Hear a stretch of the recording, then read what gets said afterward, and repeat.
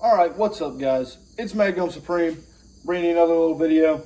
You're getting a 2-in-1 today. I'm going to be doing a double review, you could call it. Today, we're talking about the Kalashnikov USA KP104, or KR104. We're also talking about the Resilient Suppressor's Putnik, and this bitch is still hot. I just got back from doing some mag dumps in the woods, just to, finalize my opinions and whatnot.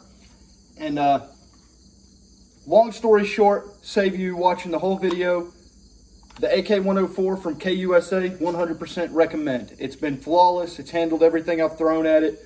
Steel case, brass case, hollow points, soft points. Everything that I've thrown at it has ran. Every magazine I've ran has fit. It's good to go. They're gassed really well. I love this gun. I wish Kalashnikov USA would have made better choices, It's a shame they didn't. But, however, I still have this KR104. It doesn't bother me no more. Long story short, on the Putnik, it's heavy and pretty loud, to be honest with you. On longer guns, like a 16-inch rifle, I've ran the Putnik on one. It's really annoying with how front heavy it is. The can is really dense and beefy. It's a decent suppressor, it keeps the gas pressure low enough, that I don't have to use a K&S piston in this gun, and it shoots really soft, ejects cases like 3 yards, maybe 10 feet.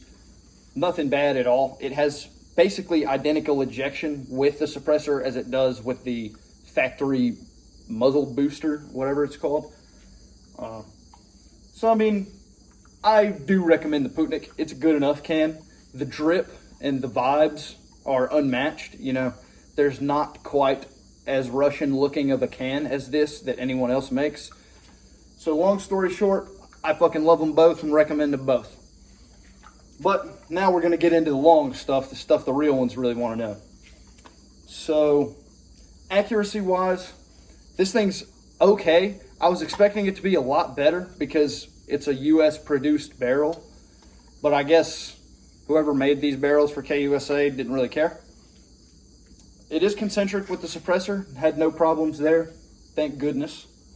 But accuracy wise, we're talking like 2 to 3 and like 2.5 to 3.5 MOA, like 2.5 on the fucking best day of its life, and then 3.5 every other day. It's good enough. It's AK accuracy. What do you expect from a fucking AK? We'll run through the setup real quick. Nothing back here. This is all stock except the Magpul K2 grip. This is the best fucking pistol grip ever made. Trust me, buy one. I look retarded on camera. It's just a shadow over my eye. I swear I'm not like fucking squinting at you. I get a lot of questions about this. I used to run a sling back here. I kind of got tired of having this down here, but I just went back to it because this is more annoying. And I just left them on there because it gives the rifle some soul. Moving forward, we've got an AK Thumb Grips rubber extended charging handle. It's the best charging handle ever made on the market. It's simple, reliable, and pretty fucking cheap. I think he sells them for like $8 a piece or some shit. Hit him up on Instagram and get you one of these charging handles. Next, moving up, we've got the Ultimac gas tube. Of course, timeless classic. If you're an AK guy, been doing this long enough, you know what the Ultimac is. You know what it does. Hollow Sun 515 GM on the top.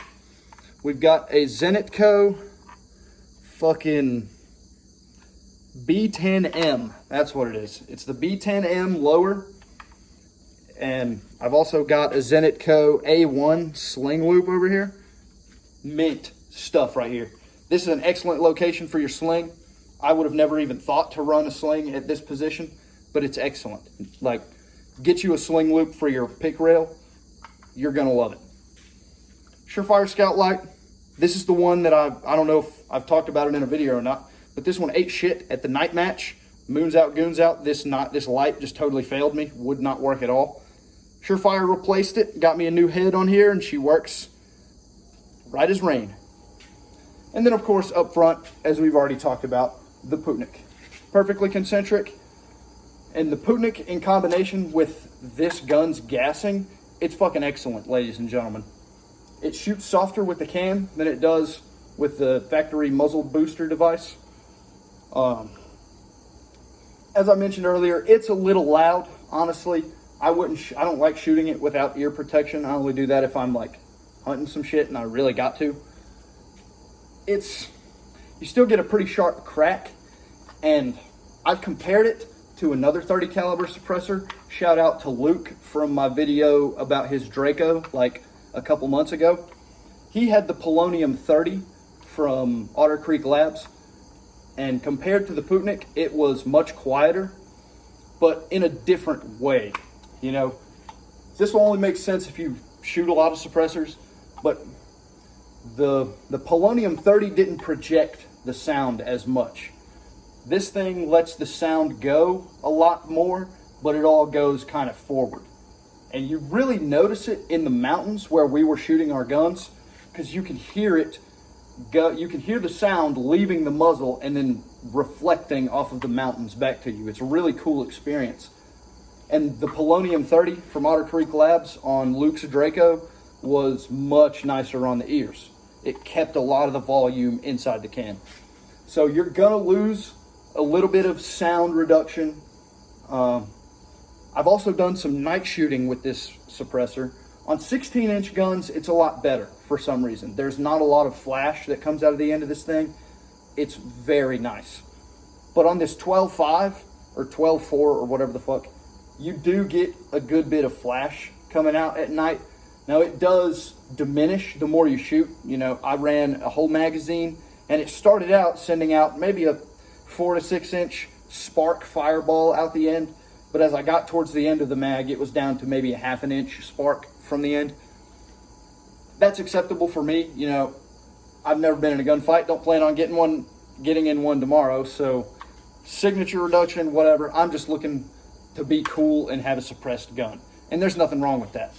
And that's what the Putnik does the best. I think if you're gonna get a cool Russian looking suppressor, you only have two options really, the Dead Air Wolverine or the Resilient Putnik.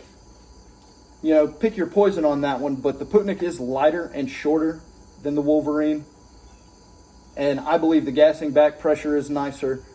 I couldn't tell you really about the sound profile of the Wolverine, but overall, very happy with both of these. I'm gonna wrap this video up. Thank you guys for watching. It's Magnum Supreme out.